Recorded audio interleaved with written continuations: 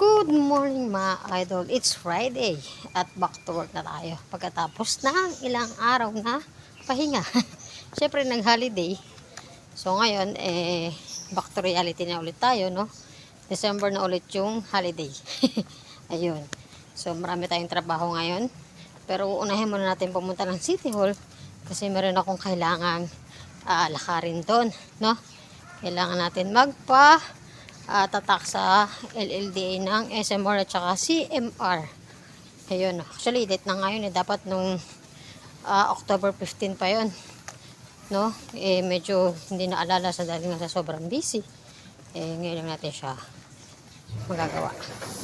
Mag-i-in muna tayo sa office bago tayo pumunta ng City Hall. After natin mag-in sa office, syempre kukuha tayo ng pamasahe. Yan, ng ating pang-transport. Tapos, diretso na tayo ng City Hall. Yun. So, balitaan ko kayo mamaya mga idol. Makasakay na nga ako ng jeep mga idol. Wala pa nga ng laman tong jeep mga idol, kundi dalawa pa nga lang kami. At syempre nakarating na nga ako.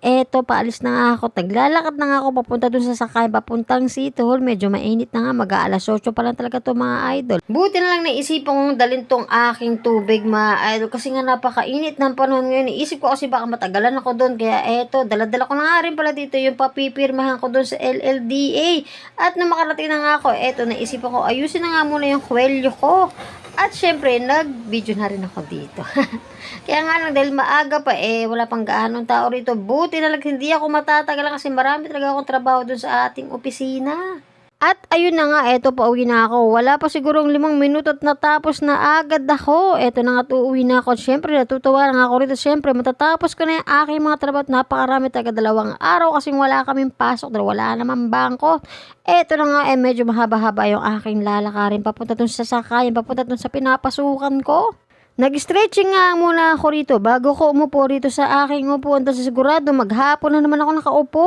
At nung nakapag-exercise na ako ng konti, kinuha ko na nga ito aking calculator. Marami-raming resibo akong ika-calculate ngayon. At syempre kinuha ko na rin itong mga resibo na ito. At kinuha ko na rin yung aking mga daily sales. Dahil 12 na daily sales talaga ito mga idol. So marami-rami itong aking gagawin. At nung matapos na nga ako dun sa aking ginagawang daily sales mga idol, na-check ko na nga siya. Pupunta naman ako dun sa aking mga PO. Siyempre nandito ako sa sasakyan. Bala ko sana mamasahe lang. Sakto naman dumating na yung aming driver na si Kuya Ray.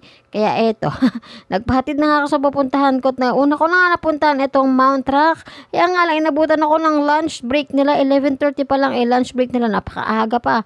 Bumalik na nga rin ako pero naisipan ko sige sa Tuesday ko na lang siya dadalhin. Sunod ko naman pinuntahan yung TDS. Nagpunta na ako noon dito ng Tuesday kaya lang half day sila kasi alam niyo naman 31 yun. Uwian ng mga tao, kaya yun, half day lang sila. Kaya ngayong Friday ko na lang sila punta dahil alam ko may magre-receive na ng mga PO nila. At na ma-receive nito mga idol, nagpunta na ako sa Credible kasi same building lang din naman sila. Nang matapos na nga ako, pinuntahan ko na agad si Kuya Red. Pupunta pa nga rin kami dun sa Sci-Tech mga idol kasi kailangan ko pang ihatid ulit din yung mga PO nila.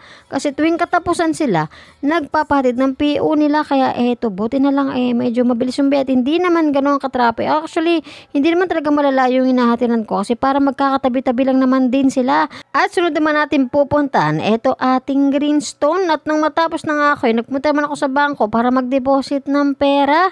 At dahil mahaba nga yung araw natin, syempre, sinecheck ko pa rin kung okay na pa rin itsura natin.